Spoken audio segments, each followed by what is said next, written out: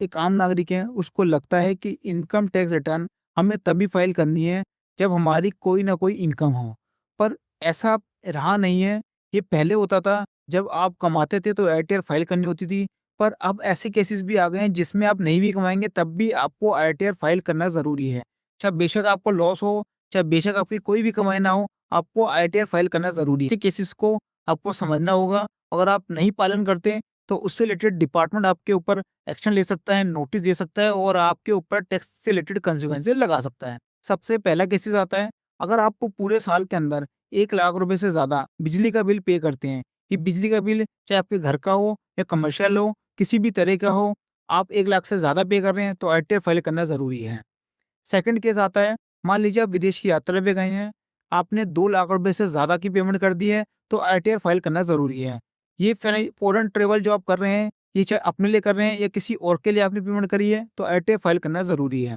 Third case आता है कि मान लीजिए आप एक बिज़नेसमैन हैं, आपकी जो बिज़नेस से सेल है वो 60 लाख रुपए से ज़्यादा की है, चाहे बेशक ये आपको लॉस है, आपको आईटीआर फाइल करना ज़रूरी है। फोर्थ केस आता है कि अगर आप प्रोफेशनल हैं, आपकी पूरे साल की रिसीव्ड 10 लाख रुपए से ज़्यादा है, चाहे बेशक ये आपको उससे कोई भी प्रॉफ़िट नहीं हुआ, आपको लॉस हुआ हो, आपको आईटीआर फाइल करना ज़रूरी है। फिफ्थ केस आता है कि मान लीजिए अगर आप कंपनी है, एलएलपी है, फर्म है, तो आईटीआर फाइल करना ज़रूरी है, चाहे बेशक ये आपको किसी भी तरह की इनकम नहीं हो, लॉस हो, आपको आईटीआर फाइल करना ज़रूरी है।